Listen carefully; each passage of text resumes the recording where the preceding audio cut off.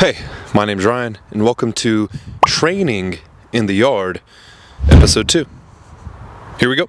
All right, before we get started with the session, let's just sit down, take a look at my Team Builder app, and get a view of the workout. I'm pretty sure I'm doing upper body today. Yep, definitely am.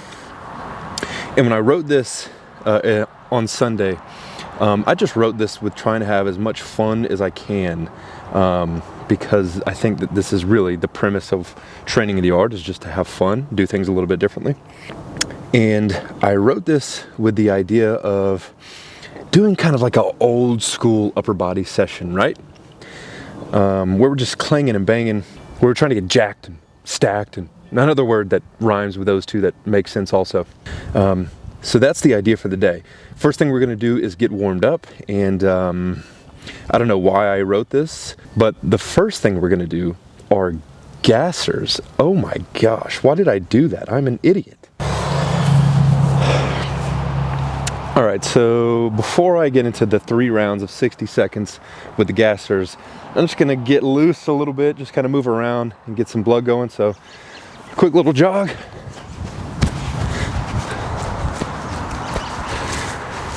Cool thing about this microphone is I can talk to you anywhere, like right here. But with that also being said, I don't have anything to say at the moment.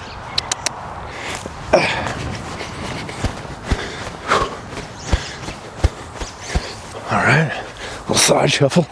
Check the athleticism here. You didn't know a big guy can move like that. Oh! I'm back.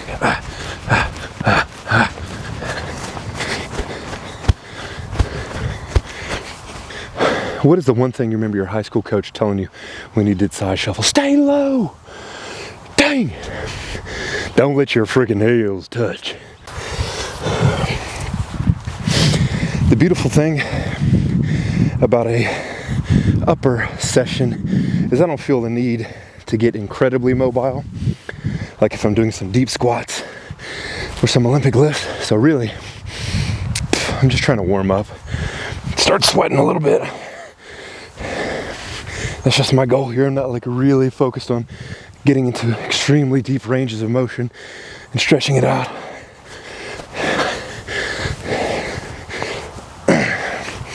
So my warm-ups on a day like today don't take nearly as long. All right, honestly, I'm pretty ready to go here. We've got 3 rounds of 60 seconds on gassers. I'm just gonna jog back and forth lightly for 60 seconds. I don't have a watch on me. So let's say instead, I'm just gonna do 5 touches of back and forth. I'll try to build intensity with each rep. All right, so 5 touches.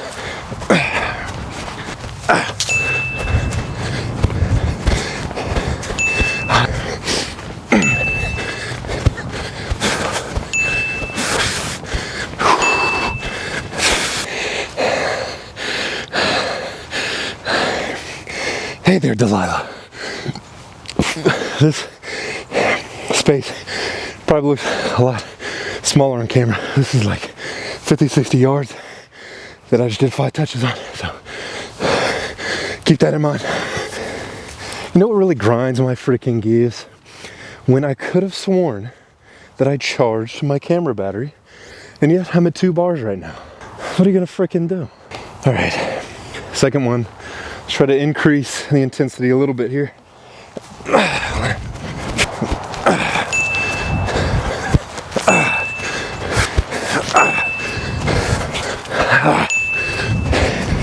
Come on, big dog.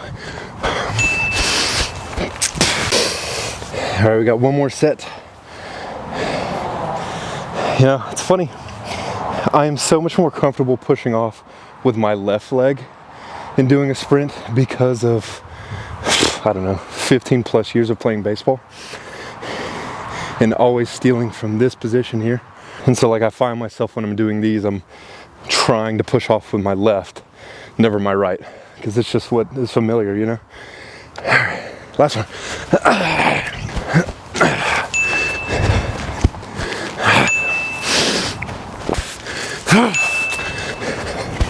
Yeah, let's put a little mustard on this. I have no mustard. Whew. I should have ate that popcorn before the game. Let's just be honest. If it ever came down to it, there's a zombie apocalypse, I should have to beat the person next to me in like a 10-yard sprint, because I'm not beating anybody in a marathon. Whew. But I'm warm. And that was the goal. All right, just getting into a little bit of mobility here. I'm gonna go through 2 rounds of these. Typically I'll program in like 2 rounds of 3 different exercises at the beginning of a session, just to try to increase or acutely increase mobility for any given day. And then hopefully the accumulation of these small mobility sessions over time is just gonna lead to better mobility. But today, first thing I'm gonna start with is just some reach throughs. So if you have like a cable crossover, this would be a really good exercise to do there, because it really allows you to focus on thoracic rotation and like really pull yourself in. But I don't have that, so I'm just gonna reach. I'm gonna reach as far as I can out the side. Usually I get a couple cracks at the beginning.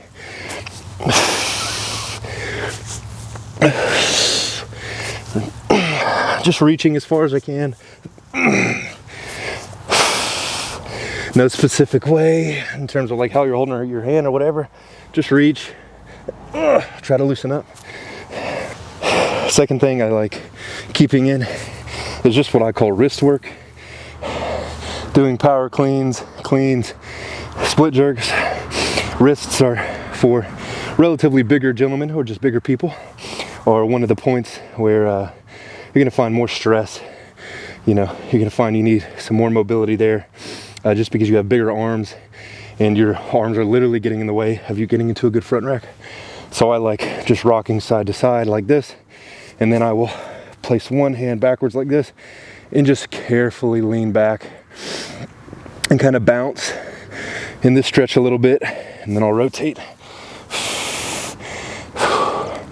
And these stretches help expose my wrists to some of those deeper extension positions they'll get into in a barbell. I'm not doing any of that today, but might as well kind of keep it in there. And then the last thing we'll get into is a bit of a lat stretch. I like taking a PVC pipe and just finding something I can put my elbows on and kind of sink down into it. I don't have a PVC, so I'm just gonna grab onto this fence and just pull back and just try to reach side to side in various positions. Maybe squat and just try to pull. I like to move around in my stretches and just try to find different positions to pull from. Once I get about 15 seconds on one arm, I'll go to the other.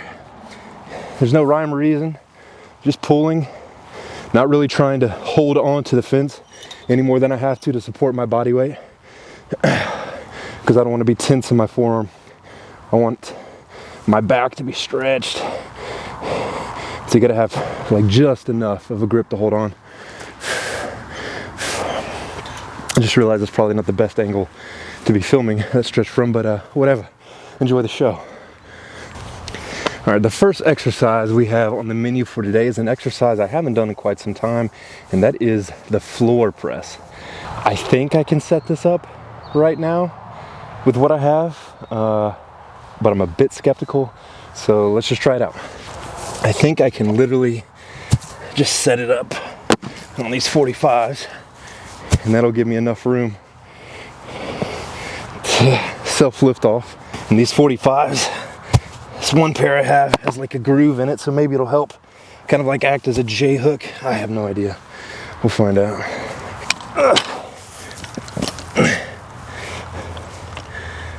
Oh, that might work. That might work. Can't forget my trusty platform here.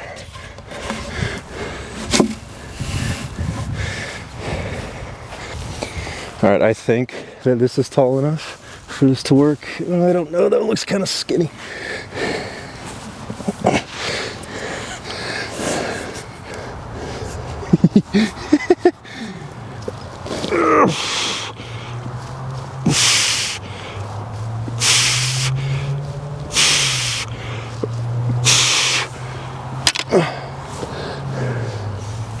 Okay, that'll work like that.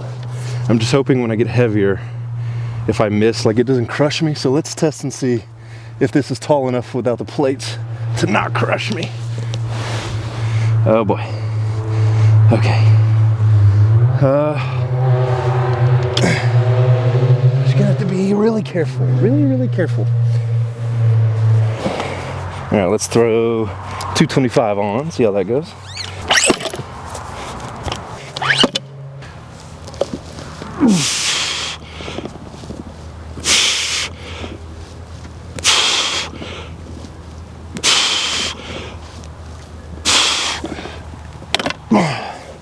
So the hardest part is just gonna be starting the first rep because I can't get my elbows perpendicular to the ground. And so it's like a weird self lift off kind of thing, but we'll figure it out. Let's go 275. And I think that'll be our last warm up set. All right, ain't nothing to it but to do it. Last one here.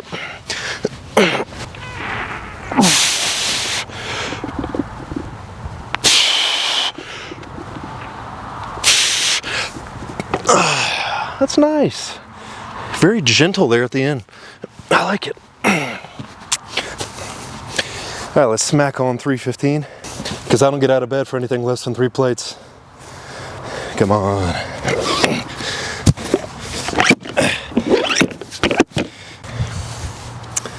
All right, you know what time it is? And it is time for, drum roll please, our training book review, in which I really don't review the book all that much because 30 seconds to a minute isn't enough to review a really good book on training. It's really just enough to introduce you to the book itself. And today I have a pretty general book, and that is Exercise Physiology for Health, Fitness, and Performance. And this is the textbook that was my main book while I was getting my master's in applied health and exercise science. Now look, I am not recommending this book in particular, although it is an excellent book on exercise physiology, and this is the 5th edition, and I bet they have a 6th or 7th edition by now. And the point is, if you read physiology and you study physiology and you become intimately familiar with the mechanisms of physiology, then it's really hard, or hopefully harder, to kind of go astray in all of the gimmicks and the guru types that are so prevalent in the fitness industry right now. In other words, you are going to land yourself on solid ground if you just pick up a book like this and just read it. Read it front to back. Sometimes if I'm like pondering something in particular about physiology, I'll go to that specific chapter, right? So you can not only use it, you can not only just kind of read it like a regular book, or you can also use a book like this as a reference to go to when you have questions. Some of, oh my gosh, that freaking dog, man. Some of the best topics to get your feet wet with, just for training in general, let's give you 3, just right off the top of the head. Number 1, metabolism. Number 2, the nervous system. And number 3, let's go, the muscular system.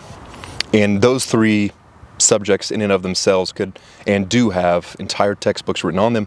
But if you just get generally familiar with them, I promise you your understanding of training is going to be just so much better. And you're going to feel more confident in your ability to articulate training concepts because you know that what you're saying is grounded in reality. So pick yourself up a really good exercise phys textbook and get to reading. Phew. All right. We have 3 sets of 5. This is going to be the first set. I'm going to add weight if I can, but I'm telling you right now, the hardest part is probably just going to be picking this up off of the ground. So if we overcome that hurdle, I think we should be able to get the set. Oh yeah, come on.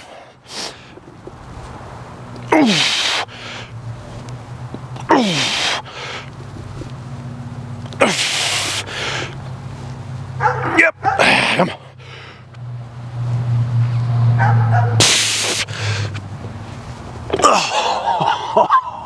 That is so much harder than I thought it would be. Holy cow. I think we're going to stick there for 2 sets. Whew. Not going to lie, chest after only 1 set of doing these feels like 50% pumped. It feels pretty good. And you would think that, you know, doing an exercise like this is like completely suboptimal, like as suboptimal as it gets.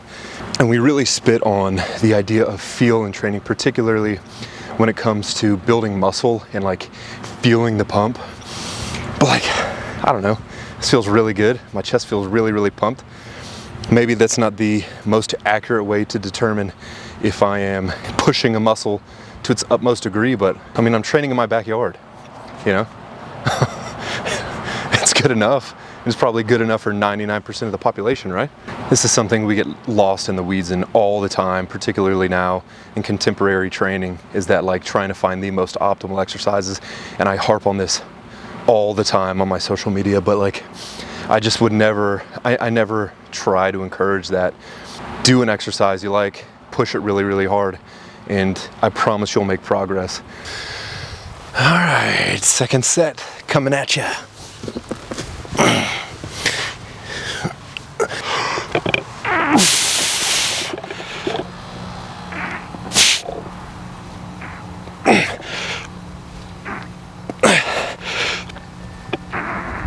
Oh, baby, come on.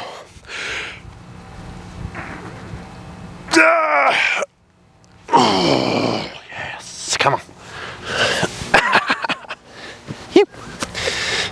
Let me tell you a quick story about my dad. I remember growing up, my dad would always challenge us to an arm wrestle, right? And I remember never, ever being able to even move him, like not even an inch.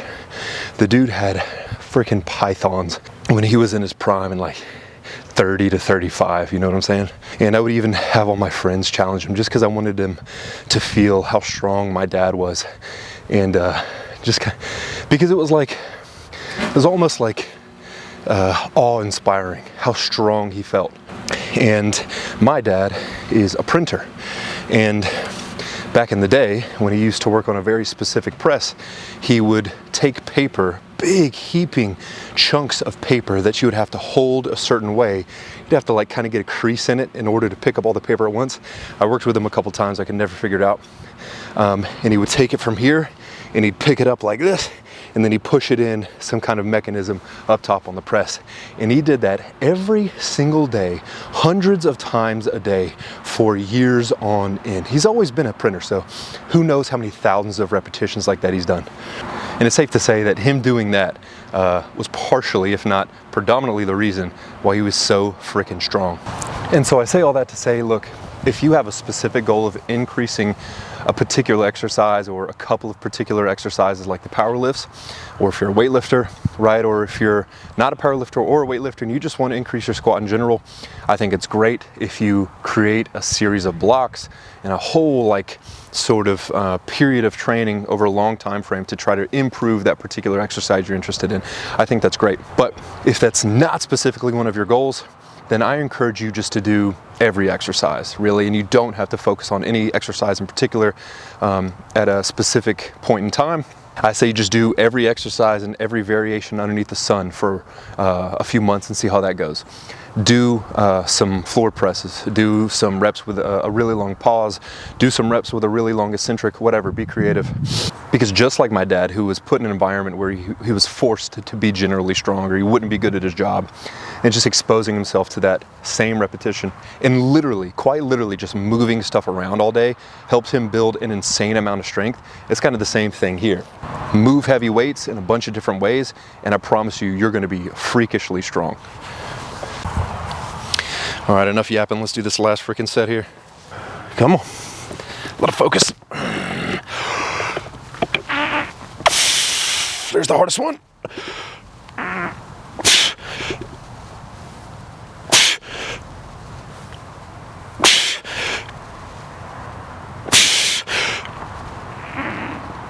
Yeah! Yes. Dang, man, that's tough. Whew. All right, yes. All right, moving on next to some back and specifically we're gonna do some good old-fashioned meat and potatoes barbell bent over rows. I'm gonna take the plate off, just do a warm-up set, and we've got 3 sets of descending reps. We're gonna go 8, 6, 4.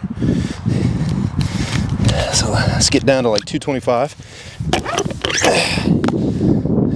See how it feels? We'll go from there. Feels pretty good. Let's go 275 for the first set. And let's put a little body English on these and try to move some heavy weight, shall we? All right, set number 1, let's knock it out.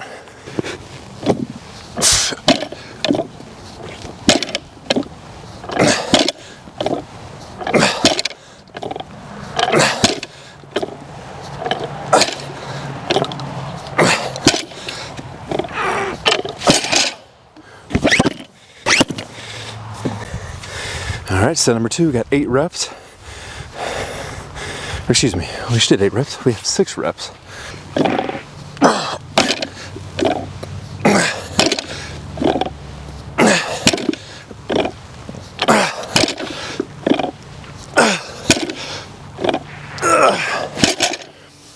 Yes. Let's go freaking crazy for the last one. Put on a freaking quarter.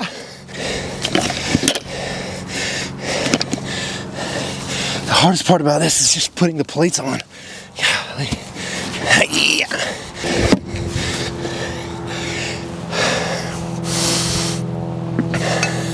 One of the best tricks in the game right here.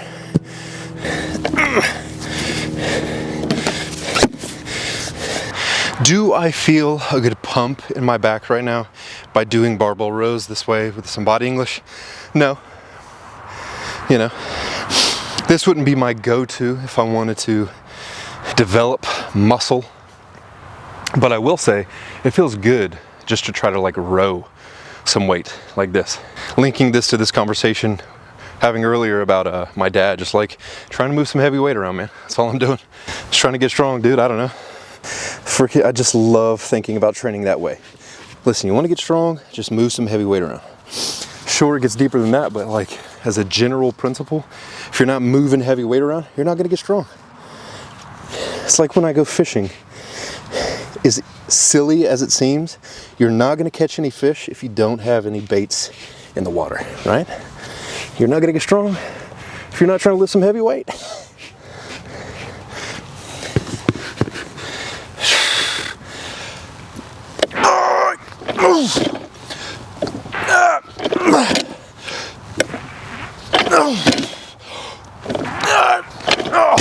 Okay, it wouldn't be an upper body session without some arms, right?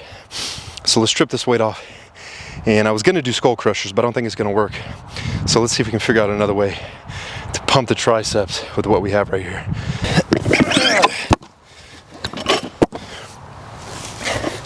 Another handy trick. Never seen that one. All right, let's see if I can do that. If this feels okay. Oh yeah, that'll work. That'll work. Just trying to bend the elbows. If I bend the elbows, I'm working the triceps, right? I'm gonna do 2 sets. I'm just gonna try to like go to failure around 8 to 12 reps. Let's maybe try a warm-up set with 10s and see how that goes. I think getting my grip just right is gonna be paramount for this exercise, feeling okay. So, I'm right about there maybe. Maybe a little more narrow. So it's about 1 inch out from the knurling right now. A little wider, a little closer. Maybe right next to the knurling. Let's try that. That's it right there. And do a little more weight. Let's try 25s, call it 95 pounds. Let's do 2 sets to failure. All right. Let's chalk up the hands a little bit here. Now I know the issue with this is stability. That's one of the main things talked about in terms of exercise selection right now. When you're trying to develop muscle, is it stable? This is not stable. But truthfully, Stability, coordination feels like a non-issue for me. If I'm using free weights, I never feel so uncoordinated that I can't push the muscles I intend to push to failure. And now, that might not be the case for someone who's inexperienced.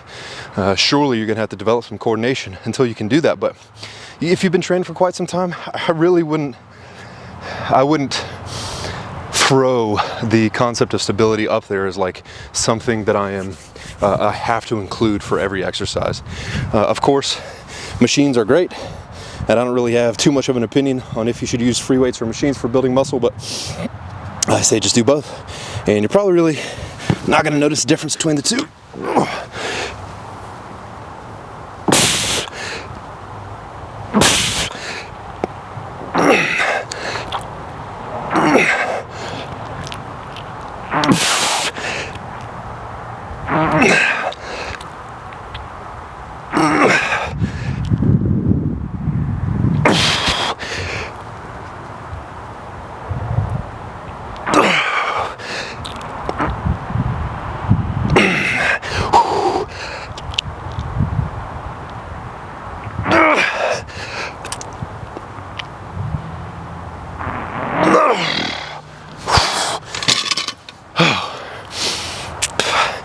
I think we can add like a 10 on, and that'll be like a sweet spot for this exercise. Oh man, I just noticed I didn't change the camera angle in like 6 shots. What kind of cinematography is that? I gotta keep you guys engaged. You know what I'm saying?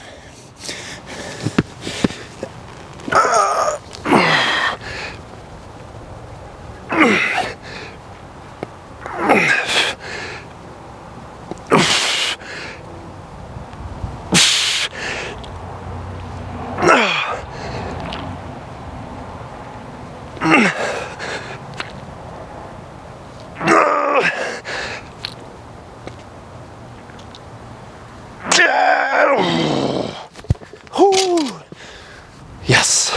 All right, I'm on a roll now. There's no stopping this train. Curls next. We're gonna do some cheat curls, baby, because why not? Same idea as rows, descending reps, except we're gonna go 10-8-6 here. I think this should be good for 10. A little bit of body English. Let's give it a shot.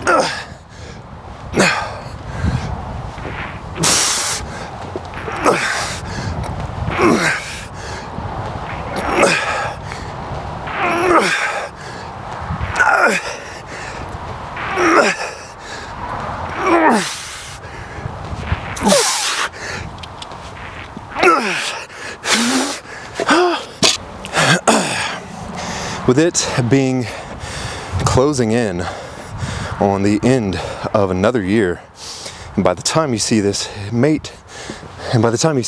still be 2024, or it might be 2025, which is just crazy to say, right? That literally sounds like we are in the future. If you've been struggling with training, and by struggling or with training generally, the thing that most people struggle with is adherence. I hope that 2025 is your year where adherence becomes a non-issue and you find joy in training. And if I may offer some advice in terms of going to the gym or training as consistently as possible, I recommend that you try not to establish goals that are strictly performance-based or aesthetic-based. Of course, it's okay if you have a few of those.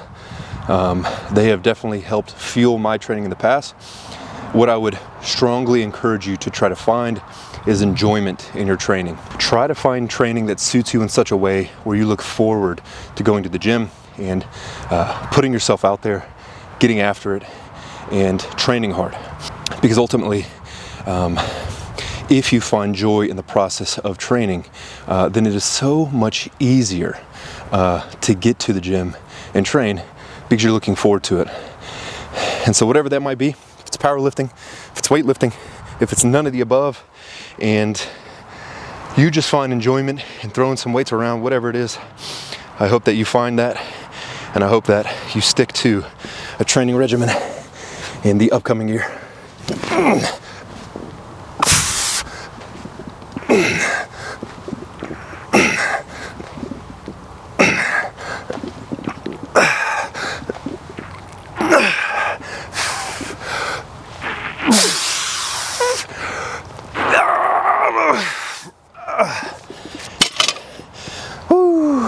A lot of cheating there. Yeah, buddy. Or in other words, if I don't want to sugarcoat it, you got to learn how to be a frickin'.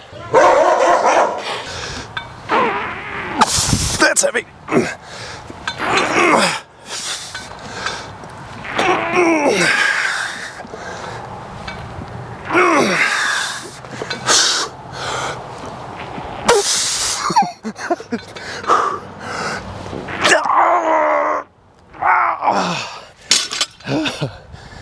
Oh, it's been a long time since I've done a set of curls like that. Phew. All right, finish this bad boy off with probably one of the most neglected muscles of the body, the forearms. One of my favorite exercises to do for these, with minimal equipment, just a barbell, is behind the back forearm curls. And I like to try to allow the implement, whether it be a dumbbell or barbell, to roll as deep into my fingertips as I can, and then bring those fingers up and curl, get into some flexion with my wrist at the end. No idea if this is a good weight or not. It's been a while since I've done these. Let's give it a shot though. A little light. All right, we're gonna go 2 sets. Again, try to get to failure here, or close to failure. Oh, I'm an idiot. I took the 10 off of this side. What am I doing? What is this, amateur hour? Get a freaking grip, literally.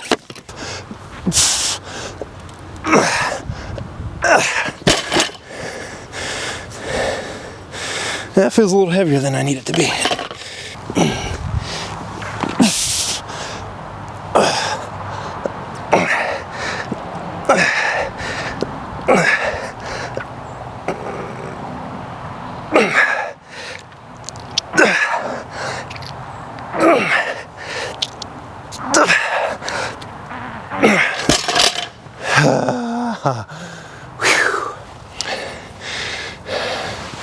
All right, may not look like it on the camera, but I'm running out of daylight. Unfortunately, just finished up that session. And unfortunately, again, it's gonna rain for like 3 days. And so I have to take all these weights, put them on my back porch, which isn't that big of a deal. But then I'm gonna have to get creative and find a way to continue this when my backyard is very wet. So we'll tackle that in episode 3, I guess. But that's a problem for future Ryan. Right now, let's put these weights up, and you have a great rest of your night. Have a great rest of your year. Hope you find some enjoyment in your training and start getting after it. Training is fun. Yep.